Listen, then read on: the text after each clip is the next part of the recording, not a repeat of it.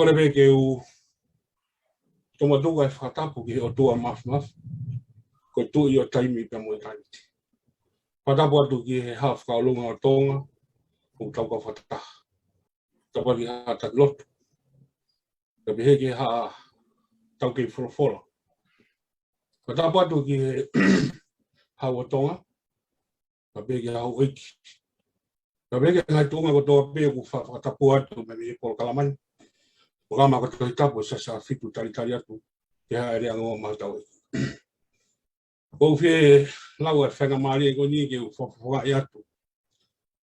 Ai ango toke taha e haua koni. Ia peni fukafuka, e he ki a sunia fukafuka. Ai tari loto fia mooni. Ia lau maari e ko toa pia ku mea mai pa me ope.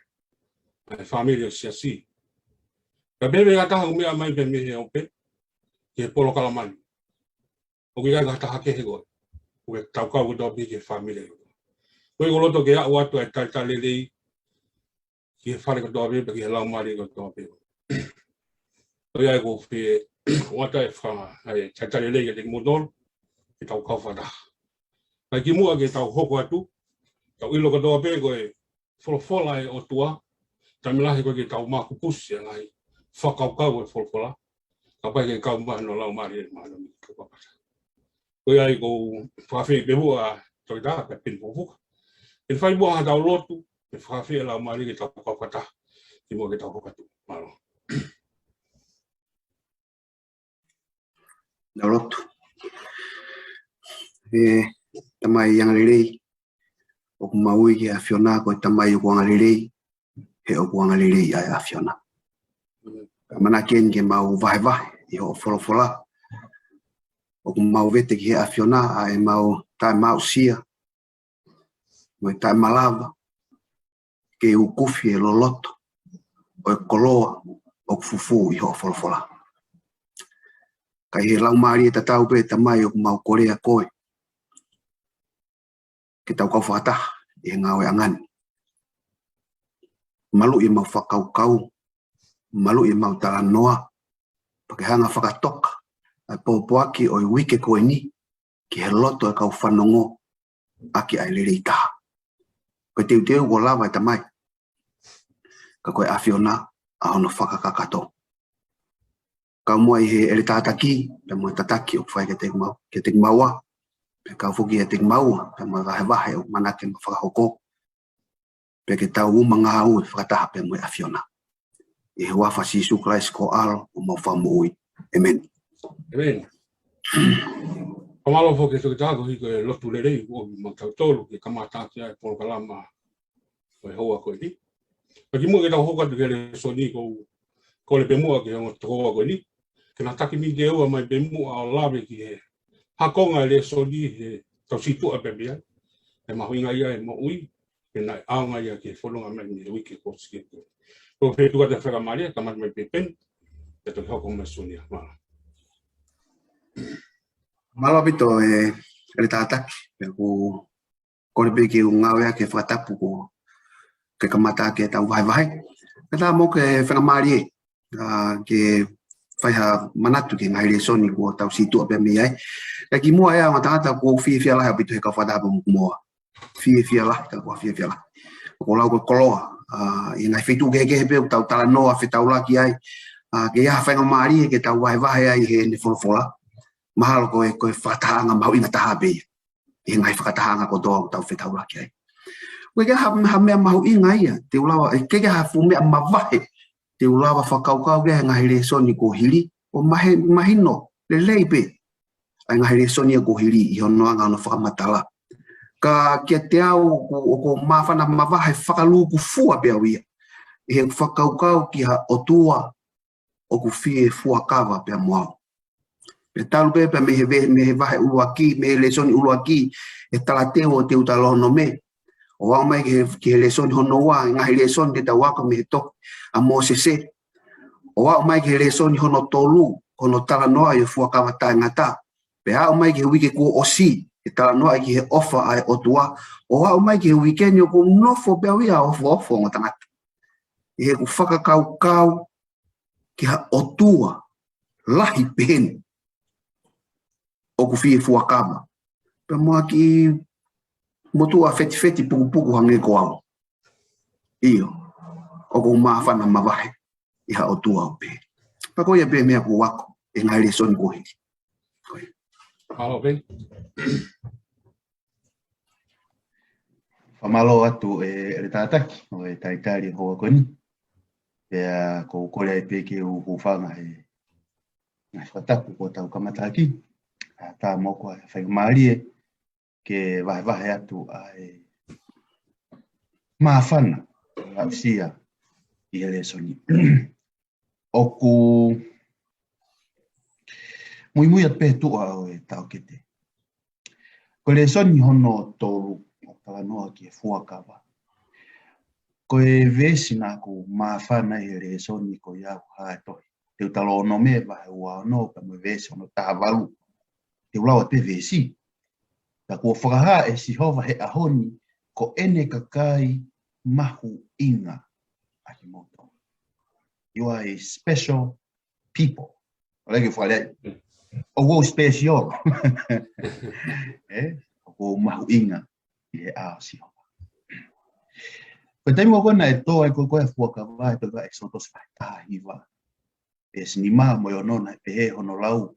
Ya ko eni ka pau te mo tuitala mo oni ki okule o tauhi ai fuaka va te mo ia te au ko koloa lelei lahi i kakai ko tope. A treasured possession to e whihu. Ko e ku mahu inga, ko e ku tauhi ai ngahi whekau. O pau nai ke ulaki tauhi ai whekau pe au toki mahu inga. O pau nai ke fuakawa mo sihova pe au toki mahu inga. Ko ose tau e whanoa e nau whanonga i e whanawa isteri i e toa wha. Na es mahino pe na ai kai ke nau whai ai are apau ke fuakawa. Na mahino pe e nau talangata ke fuakawa. And yet, na ikai ke holo ai ai whai totonu a sihova ki anau. Tells you that they were still these special people. Mea ko mawhanai. O ko mahu inga ka sihova, not because ko ku ngahi ngau e o whai, ka ko mahu inga ka sihova, he ko mahu inga ia a sihova. Ia te au. Ko ia peki whakau ko mawhanai. E ngahi resoni. O au mai ke wike kua si tau ofa kia sihova e kua fuafua ofa ma sihova kia tauto. Malo. Malo a pito o tangata. O me whakaukau wea ki kamata aki e tau resoni ki e ahoni. Ia, e tuku pe mua ke u hoko atoi pe e whakakaukau wea ko muhanga tuku mai e whakawa. Mahino lelei e wike kua oseanga tānoa lelei ki he whekau, e raki whekau wea ke tau ofa no tau otoa. Ka tuku pe mua ke u hoko atu pe ai. Tupe mo ke whai mea ki tānoa ko ni ke hoko atu pe. He a hiri ko ia e taulahi hono wai pahe iulo pe. Na hoko e mau lahi e whunga whanua. Pena e kemi kone whinga koe ke whakamaa po opo koe mau lahi ko ni. Nei mea whakaloloma nai hoko i e whitu ko ni. Koe whanki longa i whanau nai more ai whamiri. More tamai, more whae. Pena nau ni e kina pena whia kai ai whunga whanua. Ko ia nei pong e tahana lere mai a tangata sotia Amerika ko ne foki ki apitanga ko na nofo ai. Na ne hanga whakatoka ngai. Lere mai o ke hala ne tu ai e whare tāma. Na ne hanga whakatoka ngai ki tamasi o ku tu pesio a tau pipiki me o whasosio ki loto ki whare tāma. Ko ne whakaamua pe ke ne mau mai ha mea tokoli me loto whare tāma. Te usio ki tōnati ko i maa. Ne awhia to wata sotia ko ni o awhia ki he whare ko ni pa ne hifua talangi ke i tamasi. O ko ke whia mao ha mea mi loto mi whare tama. Ne tangi tamsi ko ni iyo. Ne hua e sotia ki loto o ne whakatau mai ai tōnati mai mā. Pa ne hu mai o ange ke i tamasi ko ni. O wha he kato pa ne awi. Pa ne tafoki ke le alu ne ala te tamsi no puke mai pa ne wheu ko ni. Tangata o sisu koe pena tangi tangata i pai o pai ko sisua. Na te whehui ange he tangata ke ki tamasi. Hami o ke pehe ai ko sisu. E ko whanonga he tānoa ko sisu ke tangata uofa. Koi ai, ko sisu ko tangata uofa. Ule le soni o wikendi, tau anoa i pe mai ke tau tōru. O habuli pe sola i honga hi matapa. O hamuli pe sola i honga hi matapa. Mesi laulo tōu asi he tohe te talo nomi vai ngō pulu, ke se tahiwa. Koia ke mo ofa foki ke he muri, ke nā mo nofo, koe muri i he whanua ko ispite. Tuke mua ke uhoko ati he whakaukau e le soni o wike ko osi. E talanoa mahino na talanoa e kau tangata o wike ko osi. Pia mahino apika e nā talanoa whekau aki mo ulak whekau. Na whekau e sisu, na tari ake e sisu, e whehui na whehui o tangata tohi, tuke tangata skala i peune. E tari koe na ne tari e tohi a maa ke, wa tahawa, ai boi esi hango furu, e tolu noa. Keke ofa ki si hoa aki ho loto kotoa, laumari e kotoa, atamai kotoa, ho maruhi kotoa, koe lahi eni i he ngai whekau. Kena te toi hoko e toa sisu. Kena e mea ne mahu inga i aia sisu. Kena toi hoko ati e aia i he whekau koe ia. E tari, ne kai ke whakaukau ia e tangata wheuia. Kena toi hoko ati e aia i he vestol taha. Ane pehenari. Ka koe ua e whekau o ku tatau pe muia. Te ofa ki o kaunga aki, o hange pe kokoe. Koe taka e ongo whekau ni, koe marunga taha ia i ngā te kau. Koe ome e whakaukau ni, ne hanga sisu ome e whakaukau koe ni, ai ofa ki he o tua, pia moe ofa ki he tangata koe kaunga aki, ke ne hanga whakawhehoko taki aki nau. E whakawhehoko taki a ango fui whekau koe ni. Te koe hina e mahu inga ia, nei mea ne mahu inga ia ia sisu. Ka koe wheho ile mai au te hini. Koe hamea ne mahu inga ia sisu, na ne toi hanga ia toi tānaki mai a vesto taha, te ke ofa ki o kaunga aki. Ka tu beke o hanga whaosi aki, ai whaosi o tala teu koe aha koe ni. Ane pehe ai, i he foi uhinga pe taha, o pehelia. Koe whonga ini ki tau hanga whakahai ai, mo whakahau ata atu, ai ofa ki o to ke o tau o toa, ake tau ofa ki o tau kaunga aki. Muri, ka moe sola. Pako whiwhia lahi ngō tangata e tau kau e te whini. Ko hi koe whoki whakalangi ko atu e te mua. Ke mohanga, toki hanga whakamaala ala mai e te mua tolu ke toi mahino ake ngahi mo ni mea. O whekau aki moe muri, sola, ko moe kaunga api o ki o tau ngahi matapa. Ko whamalo, ko toki atu. Ko whamalo ko hi, ko tau kau whataha ka whini. Te mua ke tau hoko atu. I aho laki o ke mai. Ka mua ho mo ngahi loto. Ka mua ho mo ngahi loto. Peni, whamore more. Katai mua tala noa mai o wheka aku mo hanga hea toa whamore more e. Ai anga hala e whanawa i seri. Koe hanga whapapau e le palo mesi, koe le fuakawa ke lau ngahi tamai. Mua hale soni te tau ako peni ai. Malo. Peni? Malo apito e le tātaki. Ai whakamālaala o ku mahina o pito whakamālaala. Pea moe talateu. Pea moe ne hai kātoa pe he talateu e koe toi ngai le soni o wikendi. Malo apito e talateu mahina. Ku konga au e whihu i. Pea kore peke lau mario e iki ke ne tokoni mai no whakamālaala e whakaukau. Koe konga ulo aki koe whakapapau i.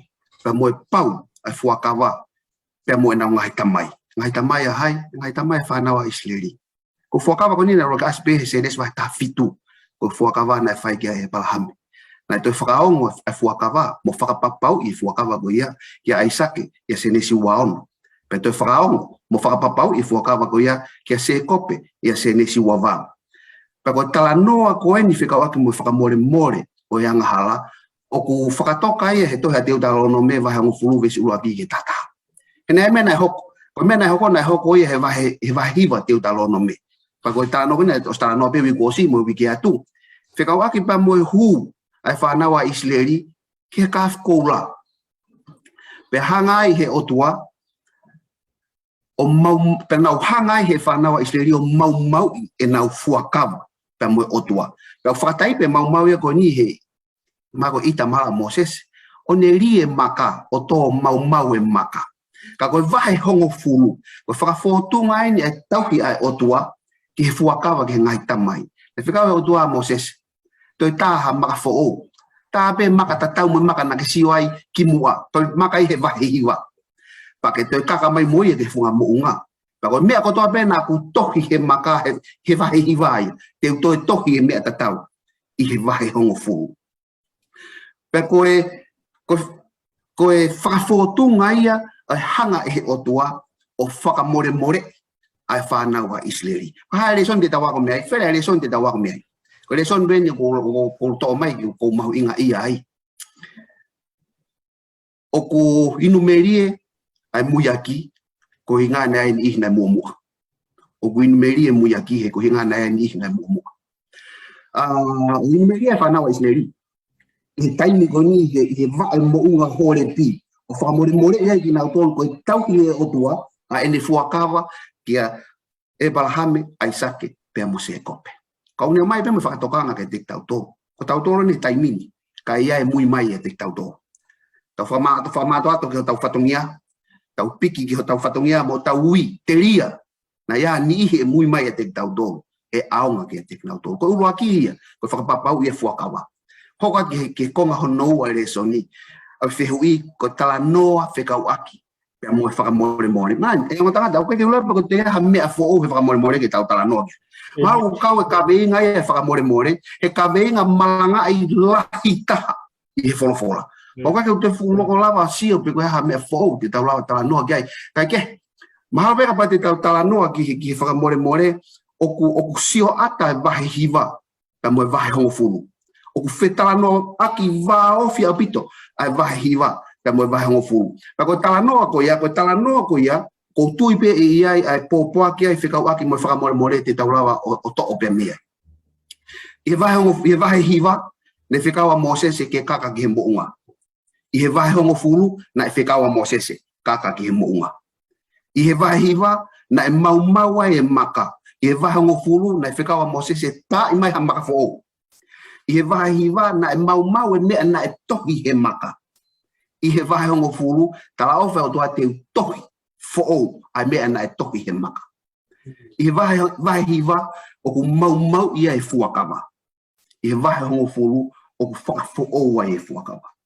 Kau gei, o ku nofo e tala noa whikau aki pia moe whakamore more he fo irea koe ni koe mau. Koe fo irea mau si pēne asi he wholowha. Kau asi e ua o tokanga ki ai. O ene asi he tohe a tani lava he valu vesi valu. O asi e mau. Ko lea tatau peno ngau e ki koe i he mau e maka he tohe koe a te utalo no me vahiwa. Kau asi a whakarea koe mau. Kau asi a whakarea koe fasi. Koe fasi e malohi o e kostangata. Koe lea tatau pea o ngau e ki he mau o e maka.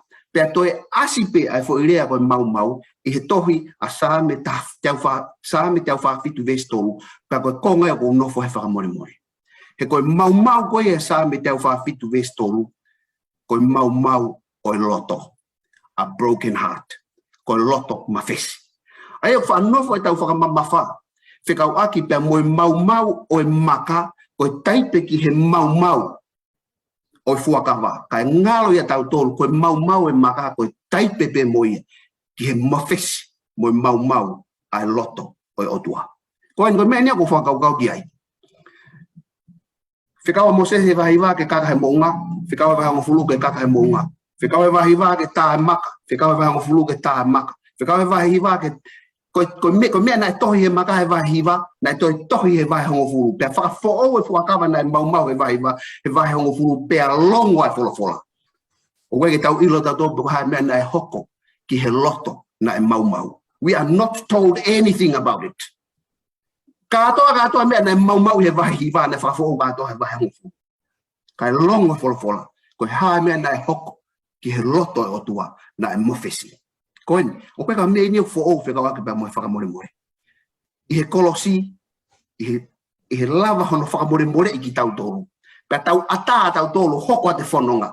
Kai nofo be e ki pia moe kafo, moe mau. I he ongo ni ma pia moe baka. Pea koe hae fuoloa, a e tau kasi ono tu olahi. Lava ho tau loto, whai e ki hono whakamore i ki tau tolu. Pea move on e tau mo ui. kai kafo pe o tua. Pe kukuta pe ni kafo. We are not being told about this. Ko taimbe ke tau ko konga ni whakamore ai o tua. A ene nofo pe mo ene lavea. Ka tau move on tau tōru pe mo whakamore. Ko konga e whakamore. I he wahe koe ni, o ko whia wahe pe mo mua. Ko he pe maro. Aloha pito, so ke tae whamatala mahino, pe whamawhana pito, tamata tau re soni, koe ako whamalo atu. Sunia, ke tae mua o tala noa mai kei ngai whakatangata mo e whailonga, nai ngau ea ke sihoa ke ne whainunua ke whanawa i sireri, e mo hale soni te tau ako pe mea. Whamalo atu peni ki e wahe whamawhana. Maari e ka te au e whakaukau. Ai nofo a sihoa pe mo e kafu, ai oto mawhesi koe hui, koe tau anghala, o whamao atu ai. On the side note, koe tau wango furu eni a Mosese, kei kaka mo unga pe a Mosese. Tangata fiti mo ni ko Mosese. Whakatoka whakaukau o whikuri koe ni e tohi ko koe a te talo nome pa hongo furu, pe stafa ke ta fitu pe ono lau. Kana e whina ngalo le lei a sihova, ki ho o ngai tamai ke ofa ki a te kinau tolu, tana ane whiri ho nau hako ki mui i a te kinau tolu, io ko ki mou tolu i he kakai toa pe o hange ko ia he ahoni. Ko ia, ke mou kamui ai kiri o mou loto, pe aua te mou kia ke kewa. Koe whoirea koe ni au te utalano ke whoirea ua ulaki whoirea kamu. Ngana ngā reka kamu hua ko loto koe kia ke kewa. Koe kamu na asi ai whoirea koe ni e whakola.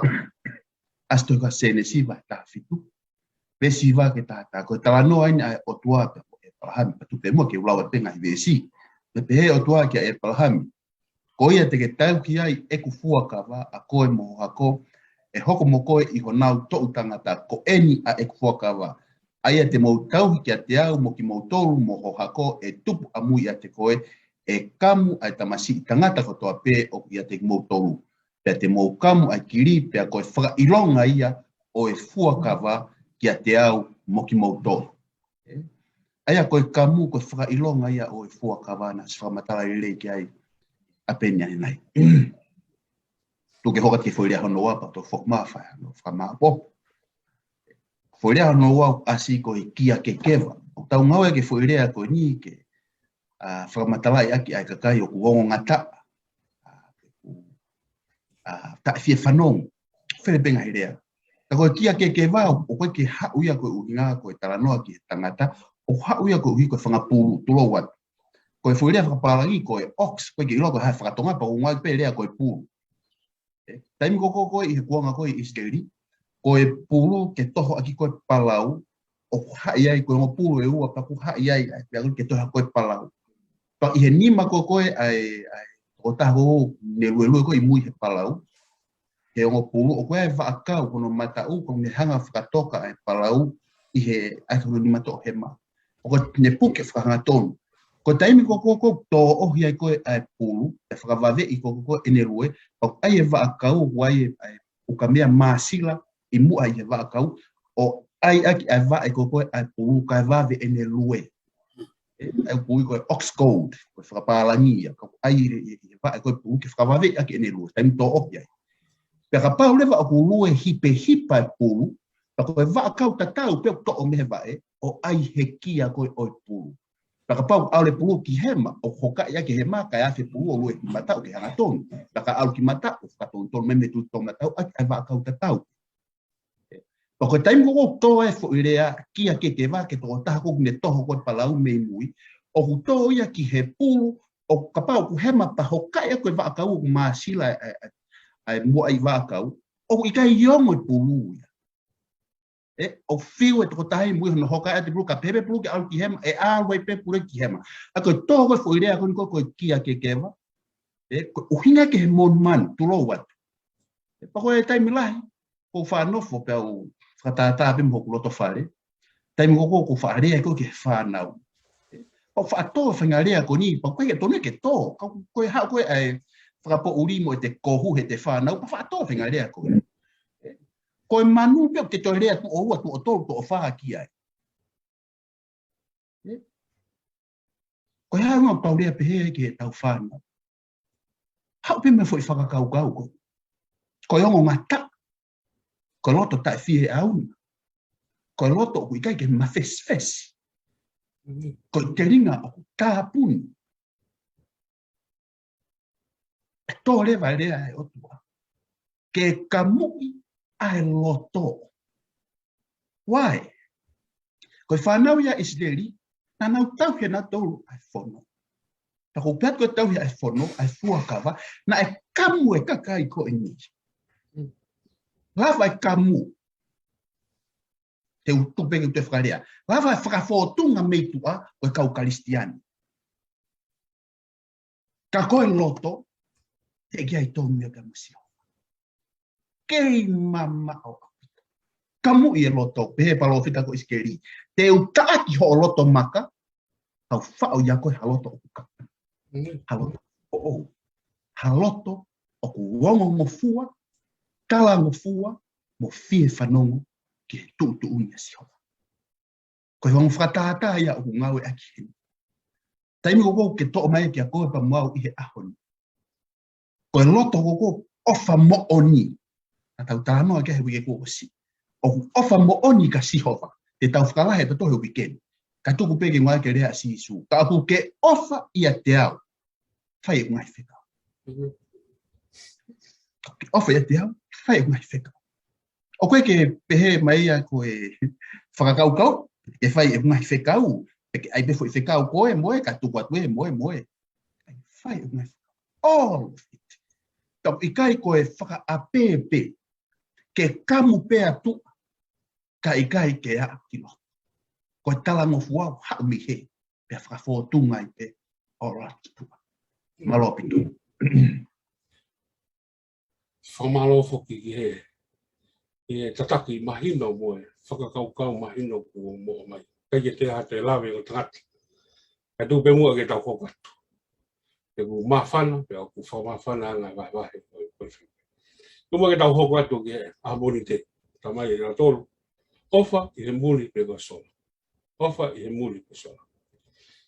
Peni, whamore mua e toi tā. Ke hanga mua o la langa mai angia whakaukau o whelaweki. Ke moe au ni wa sihowa.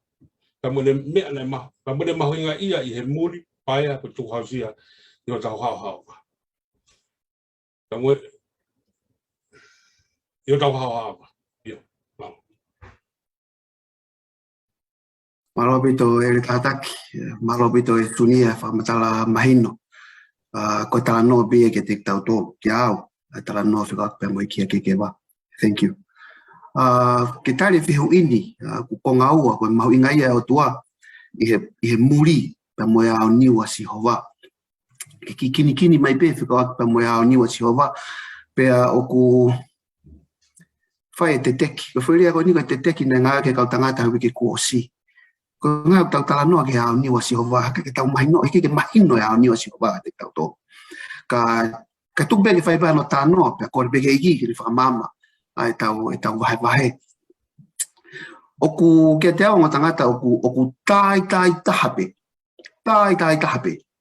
Ke ngāwea ke he otua, hono mawhai, ke hiri mai ai ha whekau, pe ko ha whakakau. Oku tai tahape. Oku whangawe pe he otua, e te whiri tau ataina. Mo e ne whakaamu pe otua, ka oku tai tahape. Ke ala otua tapu pe moia, ki hono mawhai, pe mo iwi oku iai, ke hiri mai ai ha whakaukau, pe ko ha whekau. Ka koe taimi pe o ku hoko ai, o whia mau ke tau toka mawahi ai. O whia mau ke tau toka mawahi ai. A te example, o keke lahi, ko lapo whakaukau ki he, koe whekau e hongo fulu, koe whekau whika uruaki, o ku pine i a gia ai mawhai. O anā ke mao muau ha o tuake, ko au toka tahape. Koe statement i ko ia, koe statement i ao niu ia. O koe ke taha ia muau, ko au toko tahape. Pea toki hao ai pe toenga ngahi whekau. Ka koe whekau e o ku mua.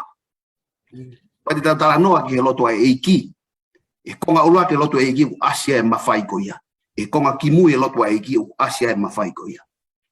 O mauta mai ki he lang ke taha bua hua wha. Ke hoko mai ho o pure. Ke hoko mai ho o mawhai. E he konga kimui o lotu ai gi o pe he wo ai pure mo e malohi mo e nau tangata o si pe taimi wala e gi ke mawhai ki hiri mai aha whakakau ko popa ke angelo toko tolu ko rea angelo fika ulaki mana wahe pe mohu ko talanoa ia ko talanoa mawhai ko talanoa ki he iwi o kai ke tau o kai ke mahino ke tik tau to pako ilo talanoa ki he muri o whakate mawhai e o tua e talanoa ki he muri o ko mana wasi i ke urea aki e whakakau tokanga e ki he whikau e hongo furu ko ene tokanga ki he lotu ai e ki ko ene tokanga ki he popa ke angelo tolu o ko mana wasi i ke urea aki ka koe whakahaha mawhai o tua ke ngai mea tolu koe ni koe whakahaha mawhai bea o tua pe toki hiri mea ai a ene whikau pe mo ofa foki ki he muri vai hongo furu o te utalono me vai taha whahaha mawhai o tua wakai ko langi mo langi o ngahi langi oku o sihova ko o tua ko mamani foki mo ia ko toa pe oku iai e te utalono me vai hongo furu vesta fitu hoko te whakahaha mawhai o tua he ko sihova ko mo o tua ia o ngahi o tua mo eiki o ngahi eiki ko o tua langi ko mafi mo whakairifia pe ospe ko ia i vahe tahiwa o behe mai ko ia mo ofa foki ki he muri na ku kamata ke whakau ni tai kaha bege ala e ki hono mawhai ke heka mai ai tape mo ia ha whakakau ka koeni te ulawa beo pehe atu koe ofa ki he muri is serious business ki he otua koe ofa ki he muri is serious business ki he otua pe o whakahaha a kia a eni hanga wholahi mai hono mawhai te utok tala noa ka anai ki he kaike mahino ke te tau tole mawhai koeni pe he ose ne wholahi mai ne mawhai hange pe koe ne wholahi mai i he whikau hongo furu, ko ne wholahi mai he loto aegi, i he ne wholahi mai no mawhai i he pōpake a ngelo tolu, o pehe pa moane tala mai ka te tau tolu, ke tau ofa he muri, o ku hai aki e tau ofa he muri, a hono mawhai. He means business, ke tau ofa ki he muri, o pai koha mea si, a ofa ki he muri, ki he otua. Ko ia be malo. Amen. Malo o bito, tukatai, whamatala. Mahu inga koe ke tau ofa ki he muri, mahu inga au pita ka te tau.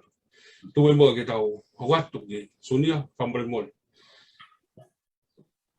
Koe hana lau ai tangata toi sa meo whelawe i pa moe whakakau koe. Hana lau ai toi sa meo. Whamalo atu e. Ele tā e whehu, maari e pako whamalo atu pen. Ai, tawa noa i mai ai mawhai o tua. Ko kore peke mua ke uhoko at pe ai. O ko mahu inga ia he whakakau. Ko temu ke lawa koe ai fuakawa. Toi koe exotosi. Vahe tahiwa vahe wanoa. Vahe tahiwa mo teu ai muto ke mo ma on. Da vahe wanoa pia toho mai ngai whekau. I vahe wanoa. O se whekau o fue vahe wanoa. Tala noa iria whekau o fue vahe wanoa. Ko awa ki he vahe wataha. Practical o koe whekau. O wan whewheo no mo ui ake ne vahe wataha. Koe kamata pe koe vesi o tala noa ia he kau slaves. Kau pōpula. I laulawa te ko. O iai ai ha. Tapa pepa mwe otua. I he mafu o e otua. O iai ai whahinga ongu. Pe koe ofa. Ki hani ihi.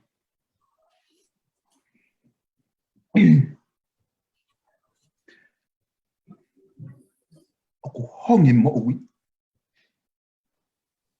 I he ngahi lelei o totonu ke nau au sia. Aho kono whakarea lelei taha. O ku maari e ia he tohi koe. Ko whekau, o ngā whurupa mwe vesta fitu koia. O spe whakamatala e mawhai, koia, ofa ki he muri. Whehu i, ko hai e muri o tala noa ki aere e soni. Ko hai muri koe. Ko tai mo ke whakaukau ia e muri te ke au ko ia ke toi ko exotos i vai tahaua ta mo vesto ba. Na ta osila ve na ko he leso ni leso no no wa ka ko tu pe mana ke ta. Hanga o walas. Ta ko whakaukau o pe hen. Pe ana e au mo ki nau to i exotos i ai kakai kehe ko whakareaia. Ko whakapalang tau tawanga maheni ke ko mixed multitude.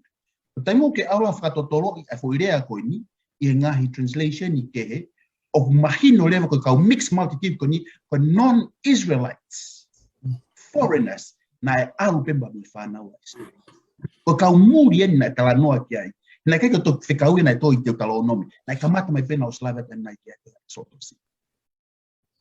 Question. Ko o se ta e whanoa e nau whanonga he toafa, o ku kei toe pe ai rea a Mosese ke fo i kakai ko ni, the mixed multitude, hange o nau kei muri pe nau tō he hiriange ta e whā. Pea koe whehu i lewa, no pe, pe he lewa whehu i. O wanga whe, ai wheohi ai kakai muri, pea moe whānaua Israeli, pea hiriange ta o whānoa, o i kai ke nau whe tukuange e nau muri. Ka nau kau whakataha pea moe kakai a Israeli, ka au nau kei mau inga iangi pe nau tōu, i he e nau muri. Kakai te tau pe eni, mixed multitude. Kakai te tau pe eni, toi kua no mipa vai tātaha. Na anau launga o nau fie kai kakano i manu. Pea koe roto ke pehe whanaua Israeli, ka nau tōru. Ei, ko mau tōru ko kakai muri ki mau tōru heni. Hame o mau launga ai. Koe ke mau sio ke ngai tāpua ki a Sihova. Ta mau uongo. Ka pati hoanga apply i he ahoni. Uhinga u apu pehe ai. O tau wheo ki pe moe kakai, o i kai ke tau kalisiane whakataha, o i kai ke tau whunga waka whakataha. Ka whangia ku apuru, ai kumilau maari e maasiko.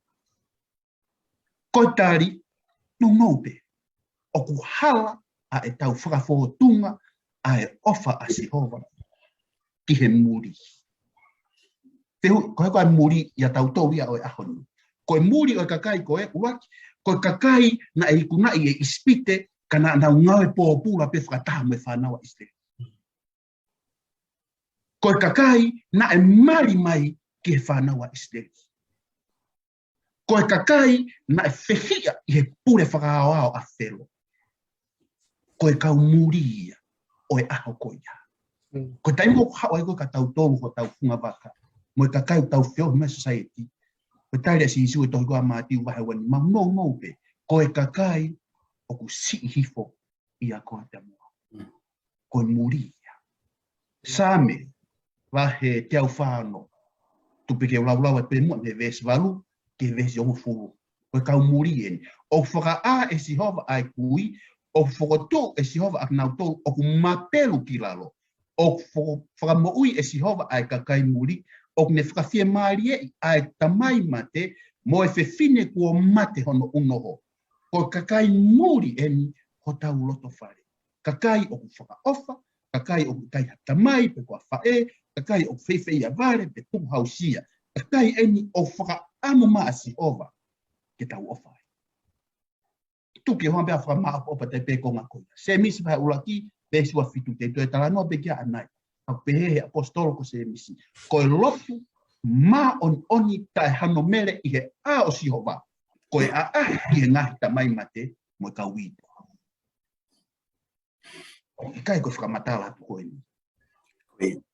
Koe whakamatala wholofola eni. Tau i kai koe lotu ma oni oni. Koe lotu ma oni oni. O whakawhotunga i he te whioki. Pea moe kakai whewhe, koe ko whiohi moe kakai tatau mo koe, pe ko whiohi moe kakai maalunga ngi a koe, ka ko whiohi moe kakai, o hanga he otua, o atu ki ho sia kare, ke hoko, koe tāpuaki, kia te kinau tōru, o hange, koe tāpuaki i koe, e Sihova. Reka pana e whai pehe whanau a Israeli, na ke te aha muri ia, i roto nau sia kare, te whanau. Amen. Whamalotu te o rangata ko i koe tataki mahino o pito te mua popo e anga e whamatala. E kai pege te iaha te lawe atu. i he whakakaukau. O ia mahino a pita pita pita. E tupe mua ke tau hoko atu ki he tūsite. I aha tūsite. O ku talamai aha tūsite. He koe kaumuri ki mo tolu i spite. He koe kaumuri ki mo tolu i spite. Peni, whamore more. Si ange ke uhinga nei fotu mai he veste fito ke tau ofa ki he muri, paia, tuku hausia, o unofo e tau haho anga, paki hanga ange o toki whaatalahi mai e whakakau ni gani kato. Malo. E tātaki, tuko tue whaatalahi kia moa, ke mo toki hanga o whakahoko mai. Ka e whaipeha no ki oko oko ati he whihui. Tau hoko tai pe kore ke iki ke marui e tau tala noa. Tau mo tau whakaukau. Oku iyo malo pe sunia hono whakamama mai re soni koe ahoni. Na ko ngalahi e konga ahoni po sta no ka sunia. Oku ko tala noa koe whikau aki pe mo ofa o tua ki he muri. I he toia Exodo si Levitico no mi pa mo tiu talo no me. Oku puri a pe ia. Oku asi kau ke asi lerei o hange koe ofa o tua ki he whanawa Israeli. Pau kia hono uhinga. Ko hono uhinga he koe whanawa Israeli moe muri he taimeni ihi koe sino pe ia e taha.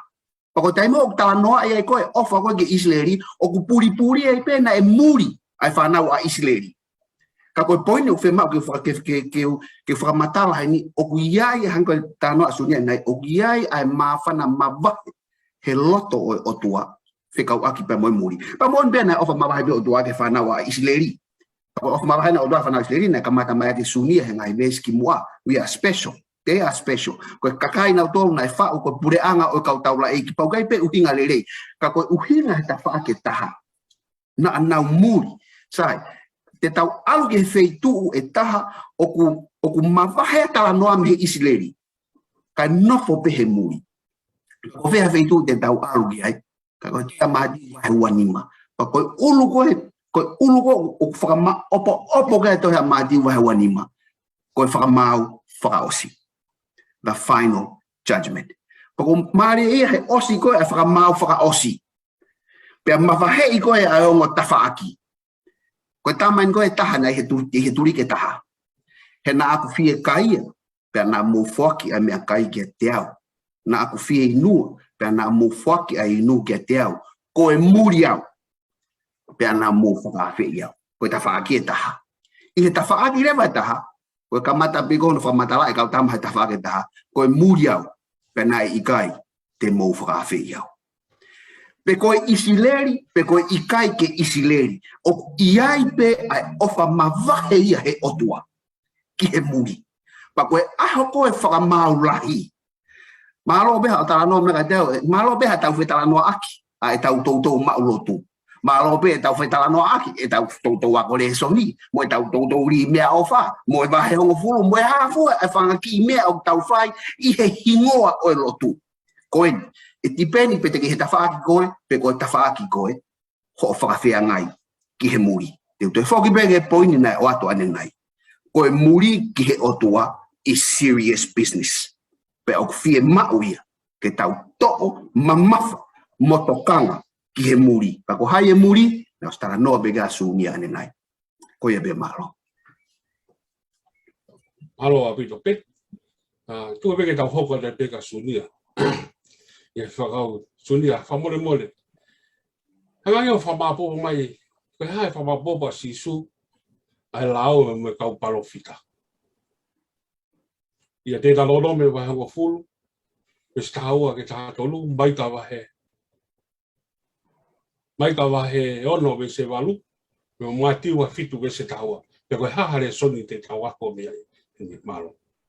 A malo atu e alipate whihui. Koe whihui mahuinga. Ka pau te te whakarea e whihui. At the end of the day, ko hae mea mahuinga taha me tohi ko whimau ke tau mahino. Ko hae mea mahuinga taha o whimau ke tohi ko ni ke tau whai. Koe uhi ke tau ausia, ai pare ko koe koloa mahu inga taha, o mau i he tohi koe. That's it. Taimi ko koe nai fuaki ai koe, na whai fuaka vai, he tohi koe exotosi, na e ongo fu. Fuaka. Ko taimo ko na e tala noa e ko e Moses e ne mahino i ko e fuakawa. Te talo no me vai on fu vesta wa mtato na e fa pe foi whakamatala Moses. E pe he Moses. Ke mana wahe ki a Jehova ko o tua. Ke alu i hono ngahi hala ko toa pe. Ke ofa ki a te ia aki holo to ko toa pe mo lau maari e ko toa. Ke tauhi a ene ngahi whekau mo e ene ngahi tūtūni. Fa pe. Ko taina ya wa ko ke osi ko e ai na foki mai ko pe mi Papiloni. Hanga he palofita ko maika o lili wen to. Tanga he palofita ko maika. Ke whanawa iseri. Vau pe vesi vai ono vesi valu. Ko ne whakaha ki a te koe a tangata. Aia oku lelei. Pea koe ha oku amanaki ai a Jehova ki a te koe. What does the good Lord want from you? Tolu mahatea pe. Ke whai totonu. Ke loto ki he ofa. Love mercy ko whakarea whapala nia. Ke ofa i e mercy.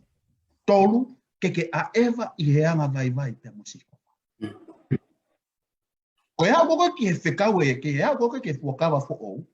Hawa sisu, te uto me toha mātiu wahe o waves tolu fitu ki e whānua. Whakamāpa opo wa sisu, o ngō fulu whā tolu ua, whakamāpa opo sisu e wana pe sisu. Ofa ki ho otua, aki ho o kotoa, te whakano no pe whekau. Aki ho o kotoa. Ofa ki sion, aki ho o kotoa. Ofa ki ho o kaunga api, o hange pe ko ho ofa ki a te ko. Whakamāpa opo ia. O ko mahuinga ia he lau ko koe a vesi. Ofa ki ho kaunga api, patupe ke ulau a te vesi tolu hiwa. Ofa ki ho kaunga api, o hange pe ko ofa ki a te koe, o ku tatau pe a whekau ko ia mo e whekau uaki.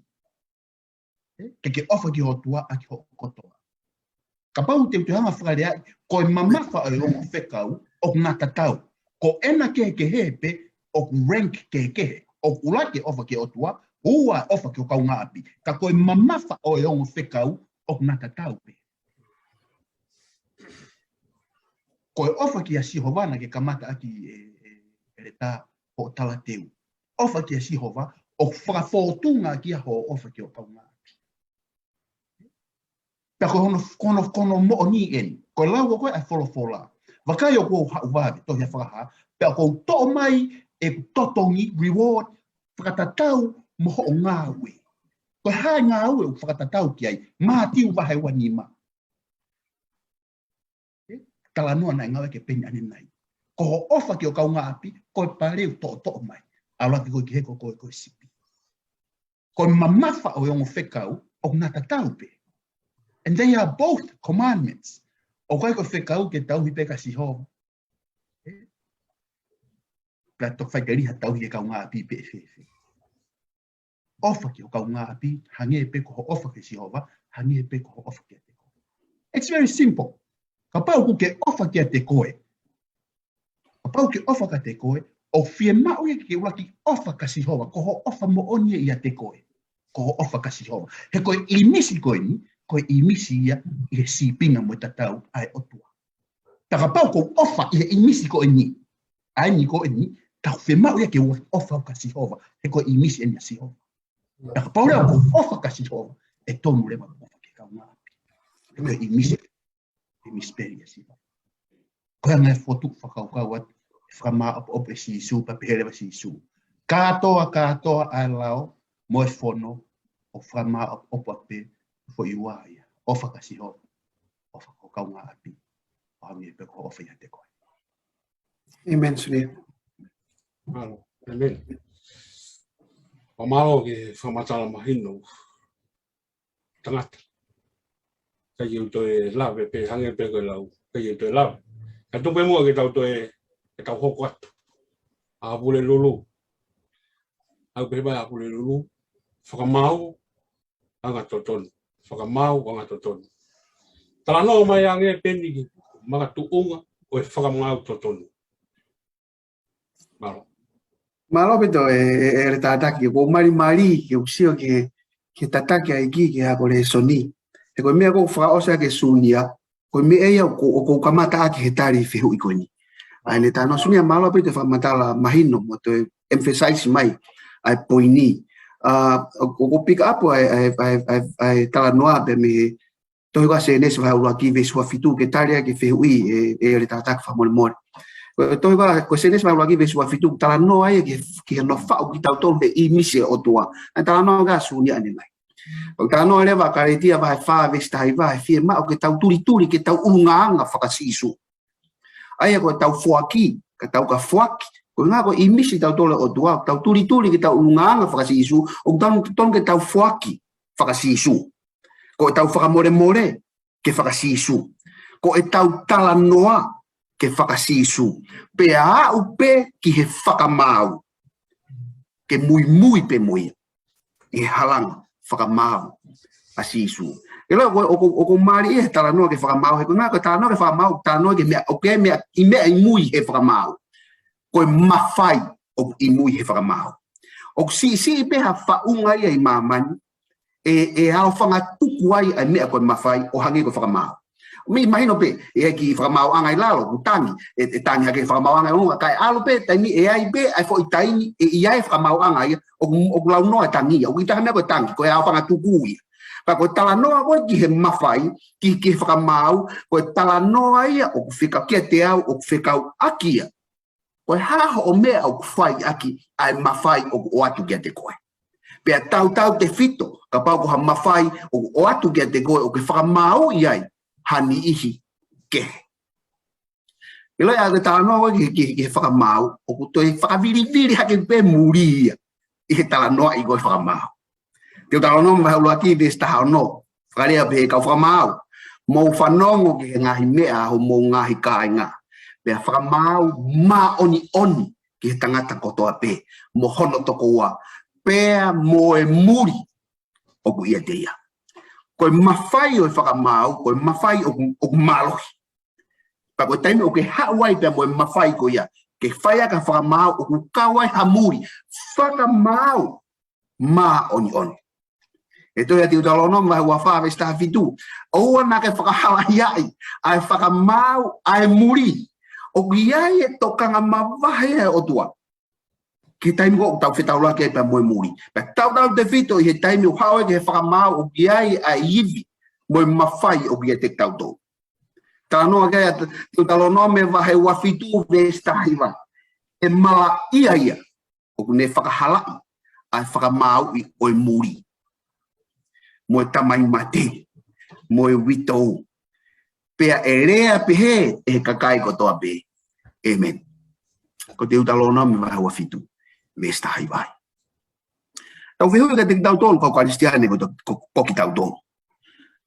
O ku tau ngau I whewhea ki mawhai iho tau nima.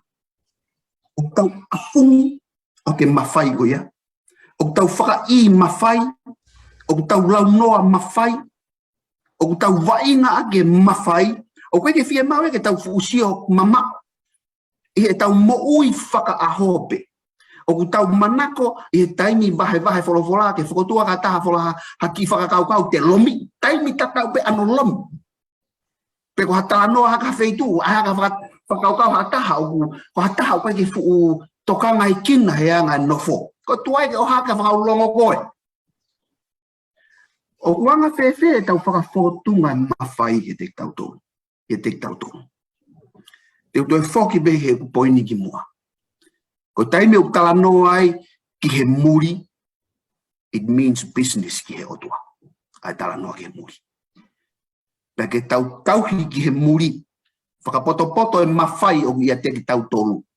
He ko nofo ai muri, he neongo o ku muri ai muri.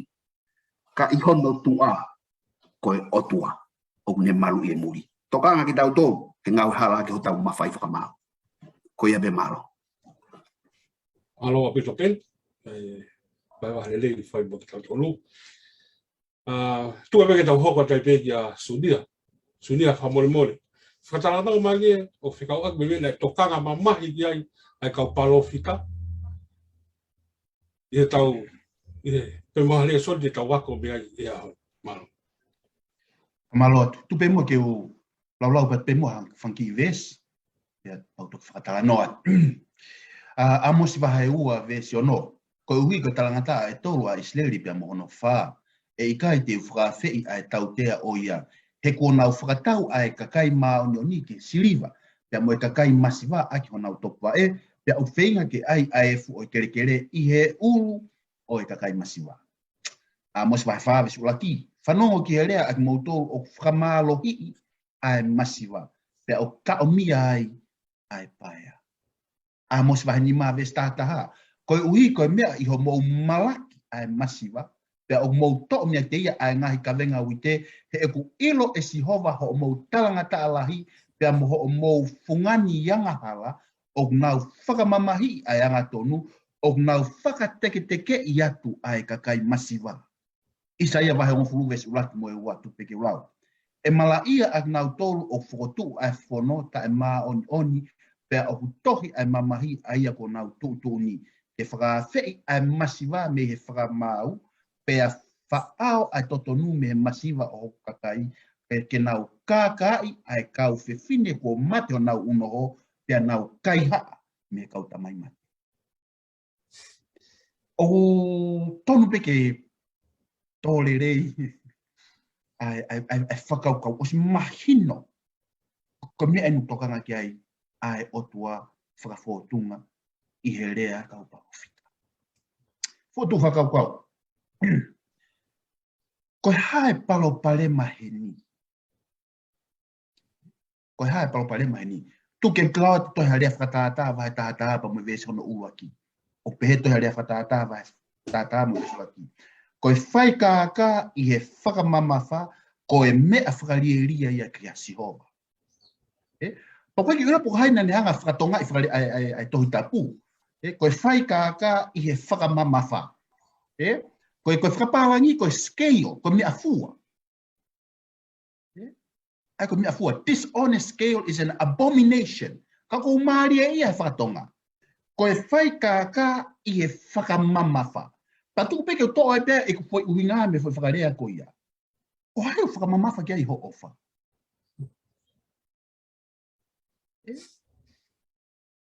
Ko hai o whakamamawha kia I ho ofa. Ko hai o hinga o whakamamawha I ho ofa ki he toko taha ko ia. Paku whele pe hono ai practicolo ia oeni. Pa tolo atu pe ke urea taina sai pe o kai ukau ka sia stonga. O fitu, na sia a fitu tu pe ke urea taina. Ko tau tala noa ko ni tau mai ka venga ko I putu. Ko hai o tau ofai. Ko hai o kai tau ofai. Ko hai o kai tau to hela ia tāna sirini mo paanga mo hai fua ki ai. Pe ko hai ia ko fiu whenga ia. Ke ha, pa ko whanonga fo irea ko ni. Sai pe ia koe ke hau ia he tau fua ka whenga. Ke whakatonuki aki. Ai tau whakawhotunga, ai mea fua hala. Whakatonton, loma vai ni mā pa mai vesi hono walu pe he apostolo ko paua. Ke whakaha aki ai ofa ai otua lolo tonga ho o ke ianga hala tu ke whanga whakari ai. Lolo tonga ho o tamai mate. Lolo tonga ho o paea. Lolo tonga ho o masiva na hifo kalaisi o pekia pia maa. Ko e whakakau ia.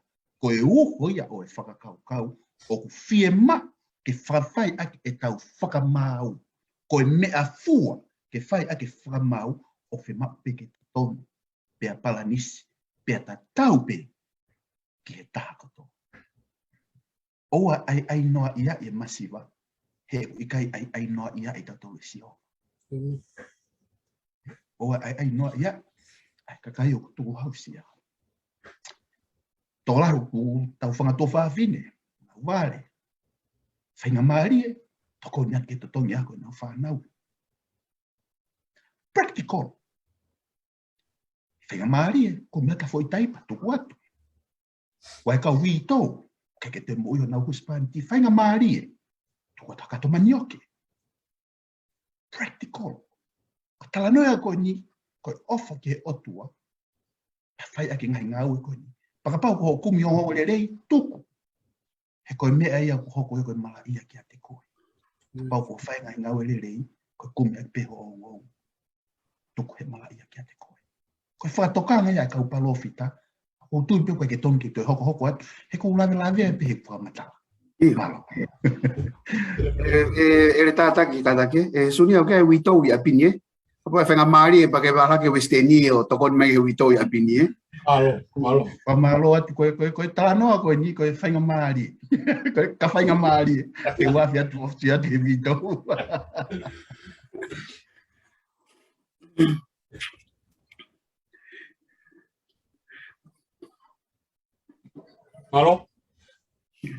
Malo abito o tangata e wahe mahino mo tau tolu tau kau whatahai ni. Te koe aki. Kawa o mai ni ki he aho whakaosi. Ule aho whakasi ka mai rea tolu. Koe lotu hao hawa i he ao e o tua. Lotu hao hawa i he ao e o tua. Peni, whabore mole. Whakatala noa mai nge ki he whakakau whotu mai e te talo nome. O whilawe mo e whaunga to tonu ke tau tokanga e kinai e kau whakaofa i society u tau mo uiai.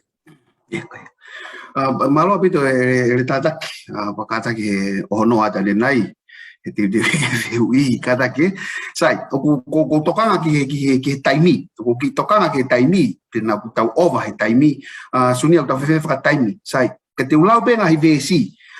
Pe au gei pe konga pe tahai whikau aki. Sai pe taimi e pen. O ko tipo sai pe taimi. Koe. Okay, pe konga i whikau aki pe moi maa o e lotu. Pe moi hu i he ao o tua. Tu ke ulau. Te utalonam vai wa wha ves hongofulu.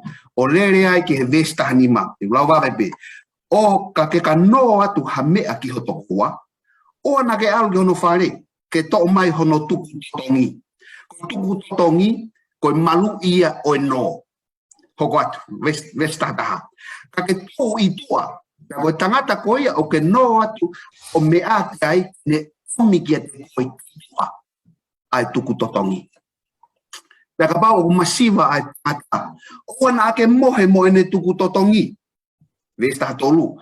Pea ke toi atu ke te ia ai tuku totongi i he aluhifo ai laa. Koe uhi ke mohe ia i hono kofu o ona mo ne tāpua ki i koe. Pea koe mea anga tonu ia ki a te koe i he ao o sihova ko o tua. Vesta wha. O ana ke whakamamahi a ta mai o eiki o ku ngāu e ki he totongi. Aia o ku masiva mo tu utamaki.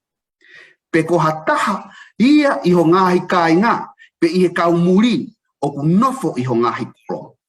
Vesta hani maa whakaoski ai.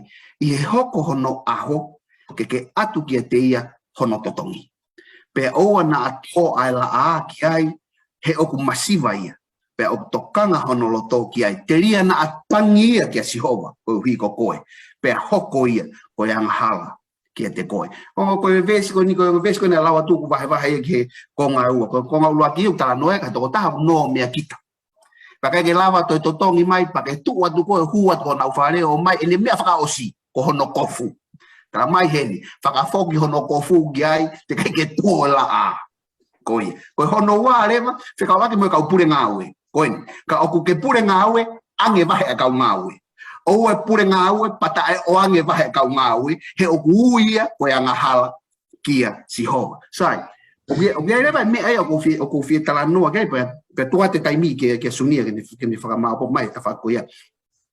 Oku fie tala noa ke kunga koni. Ngeia. Ai ngeia. Ai muri. Pa mo tu hausia. Pa mo masiva. O moilo o koe ke te aha mea pala kūraki. Koe te hanga tokoni i hataha. Pe i he funga o e te tokoni. O te hanga i pio tuku hifo i ngeia e toko tahakia. O ku pala kūraki. Koe mea ea na uringa kai o tua. Nofo koi tua o tāri ai. O te ke huki whare o tō mai a hono kofu. He e sio e whanau. Whakaofa ia he fofonga e nau tamai le hao no mea koe. O ange whakaapa-apa ki ai. Neongo o ku mo ua atu ki te koe. Tēnā mau ki Australia ai. Mau e mau ki mutu i mea lere.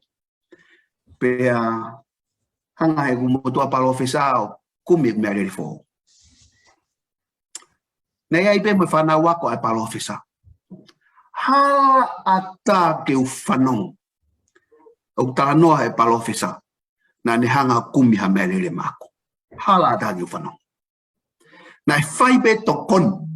ai tangata ka i taini tatau na hanga malu a hoku ngeia pa ko mea ia tokanga ke o tua i ngahi vesi ko na tala no ki ai ka o no hataha mon be ko ke moni na ke totongi mai ka ko koen i ho turi ki ho moni mana tu i ke malu i ngeia o to ko taha ko ia ia i be ka ngau e gunga ngau e mai ke ko moni pe ko e ke tai mana na piko ngau e ka ke turn up on time ke ngau e age na wahe malu i ho na ngeia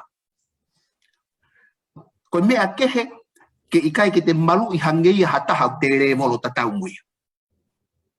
O ku kowi au pito e ke o tua, pe wanga hala ke o tua, ke te hanga kai haasi hangeia hataha, o ku maulalo i fui aki. O ia be mau. Alo pito peni whamatawa mahina. Te kau aki pa mo wheu i te whai a kati koe. Kaua pena ke hola, o speni te ke hoko mai o whamapa opo e tau lesoni. Ia, sunia, o kiai nā ia ha lawe ai fuakawa fua o whelawe i mo whakakau kauni, pa mo tau whataunia ki society.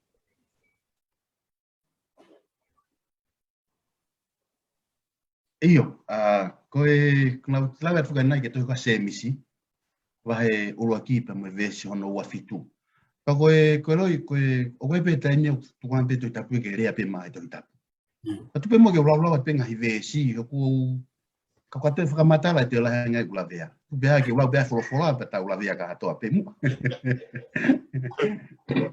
Ke ulau pe vesi na ulau mea nenai, ako semis wahe uruaki vesi ua fitu, ko vesi whaka osia wahe uruaki, pe aula peke wahe ua pa o lue atu ai pe haki ngai vesi pe, vesi ua fitu. Ko e lotu maa oni, mo tae hano mere i e aoi o tua, ko e tamai, o enia, ke a ahi ke ngahi tamai mate, mo e kau whiwhine ko mate hona uno ho, i he nau mamahi, ka ke whakaehi, mi he mamani ke tae hano mere. Wahe waen pa mo vesi uruaki, hoko te pe whakamatala e apostolo.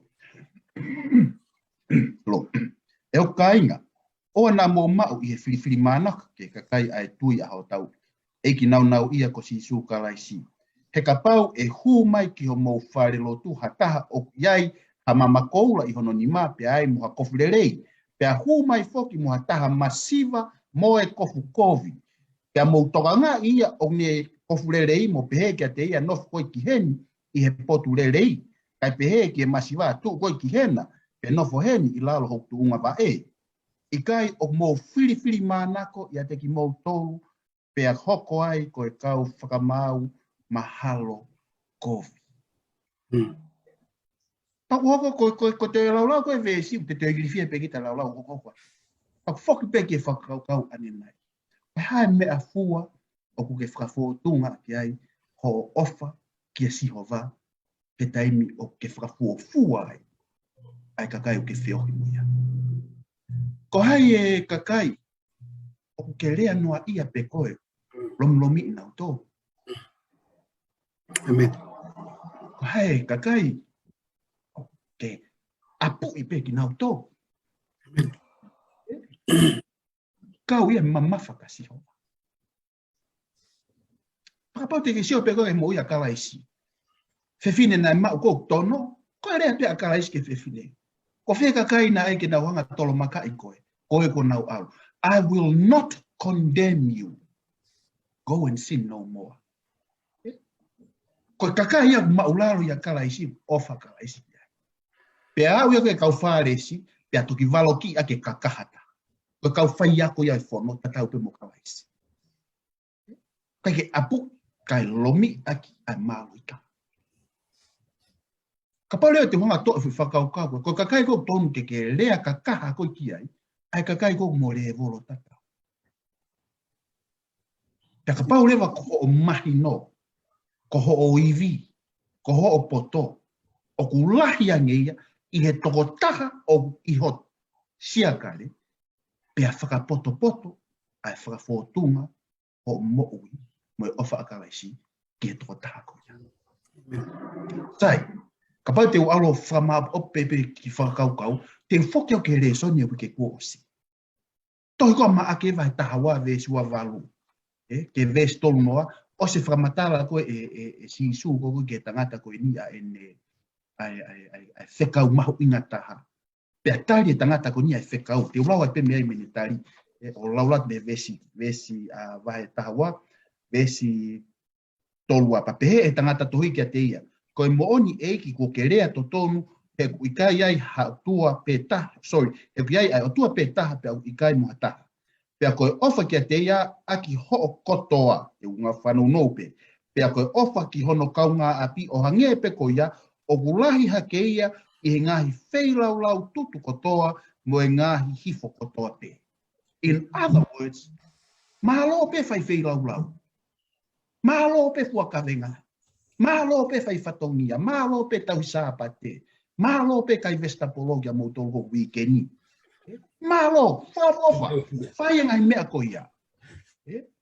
Ka koe whakawhotunga to tonu ai ofa ki he otua o whaha pe te whiohi mo tokai. Whanongo rewa ke he tari a sisu ke toko taha koe ni ke whakaosa ke ves tol wha. Pea kua ilo e sisu o kune rea whakapotopoto mai. Pea ne pehe kia te ia. O ikai teke mamao mo e pure anga ai otua. O ikai teke mamao.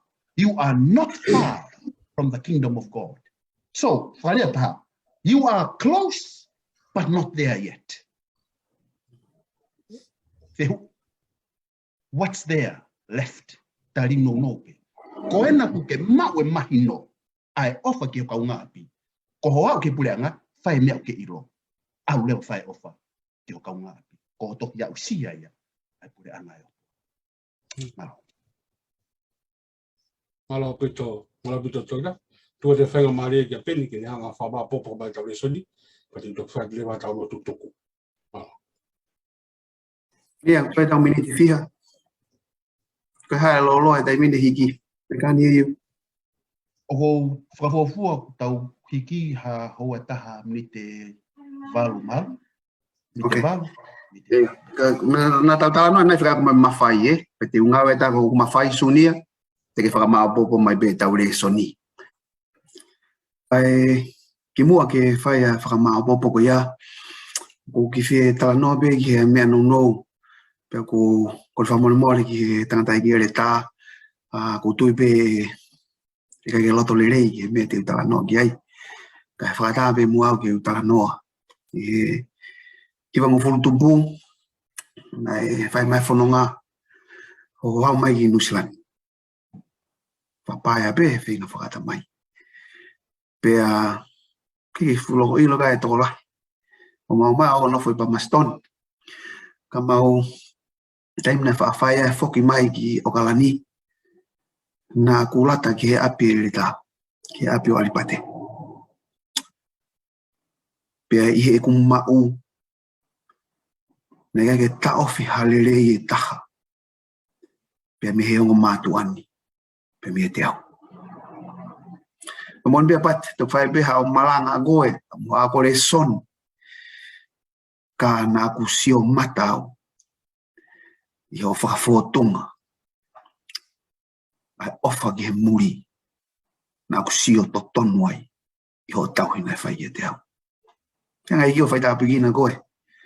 Ta mo e tataki o whai. E potu ngoui. O tau ia i. Pea malo apito e loto. Lerei mo e loto tō. Ke takau whakata. E ako e ne whalwhala. Pea wano peke a sumia pa whamore more pere re tā he ku talanga tā. Ka e tuanga peka sunia ke ne hanga whamapopa e re soni. Tuka mai pea tau tea. O whapapala hapiti ke te koe. Re tā, ka maa koe sunia. Ko e tā paki ka te au. A kau whakataha. Pea moki moua. E hako re soni o e ahoni. Hoko atu sunia. Malo. Whamalo atu e pen. Ai tuku mai ke whamao o pate re soni. Mo kātaki. Te talango fua pen yongo te ke whaha ma te uteu ke whamao o re soni. Koe whamao o poe nana as whaiat ane nai. Atu pe mo ke whaha talango fua. Malo. Tupe ke o kamata ake whehui. O e tangata malanga iloa ngata me line George McDonald nan to ni fehui o ne pehe ko whapalangien is power or love the making might of the universe. He who answers this question aright has the key to all righteous questions. Koe mawhai pa koe ofa ai whaunga mamani koe. Ka pau te ke mau e whakaukau koe otua koe tikitato, koe mawhai, te ke lere whakatikitato e pēa ngā hau whakafotunga. He nai whau koe i he emisi o he otua. Pea ka pau lewa ko ho whakakaukau koe otua koe ofa. Pea ke ofa i he otua e whakafotunga i pē a ho ofa ki he muri ke rie kina ki he tu hausia. Kainga ko te sio pe ke he kolosi te mao e pe tari ke whi. Koe muria, koe ku nofo i maa maniko nofo te niti pe. Hiki ho pe. Koe muria he whanua ko hinko Amerika, au kika ki nofo whanua o he. Koe whiai whenga ini passporti, mai ku ingati. Koe ai ke ave passporti ka hasi diseni, koe pe ki whakawhekiki. Kai ki wilo ko vioti ki tagoa ko o whafonua pe. Kai mahalo pe ave passporti ka whengofua puna tae visa ho. Koe muri au he. Pea i he ofa ai otua i he muri ko e ni. Tau hono alo i he akau. Au hifo hono tātaa ufi au ke ua usia hoku pure ana. Koe muri au mahamani. O iai hoku api o i he lani. Ko api te utoki pehe ko api. Pena ofa o tua i he muri ko au. Pea hau ki maamani o whakatau i au. Huhu i au.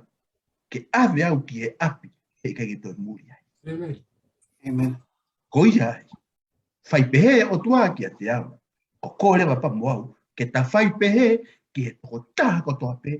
Tau te fito. Ki a teki nau tōu o te ki ai ke nau wau sia. Ai ofa akalaisi o uhi ka ngai pore o moui o nau whea moia. Ina ka tonu o whakafotunga ai ofa ai otua. Te ke kau whata, pea moau mo e kau muri ko nau tukupā te nau mui kia Sihova.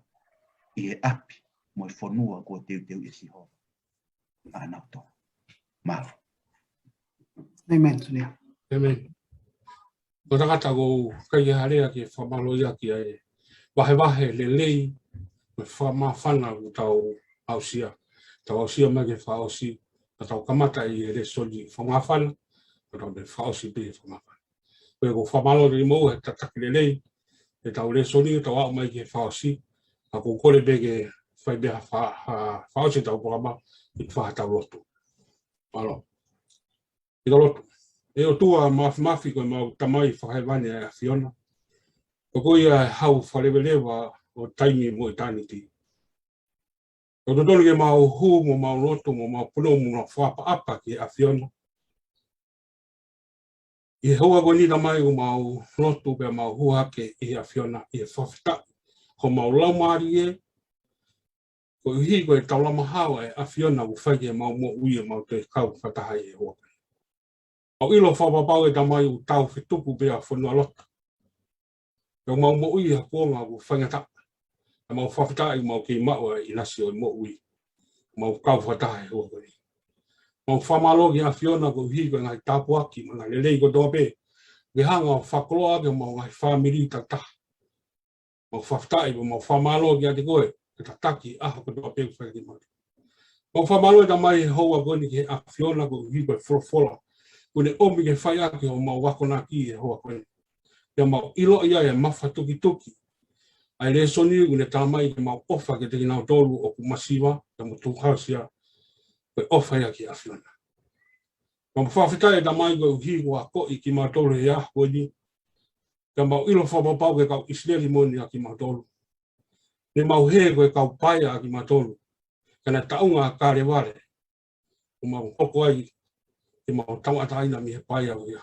ka mau amanaki atu ki aho te ki toi foki mai te awea ki mau tolu ki atu ki hanga tente. Tamai whamore more hanga whai tāpoi kina e wholofola aho koni, whai tāpoi kina e hoki whanongo, mo kore tamai e te hanga whai tāpoi kina ma wahe ango tamai oiki mo kau whatahe aho koni. Mo e koloa whalange o whakoloa ki a ki nawa, mo tawhinga mo nui a ki ho siasi, kore ha tāpua ki ma wahe mai. Nga ki naua pa pehe kona whamiri ho koni, o na ngalo si whai whita o kau whatahe.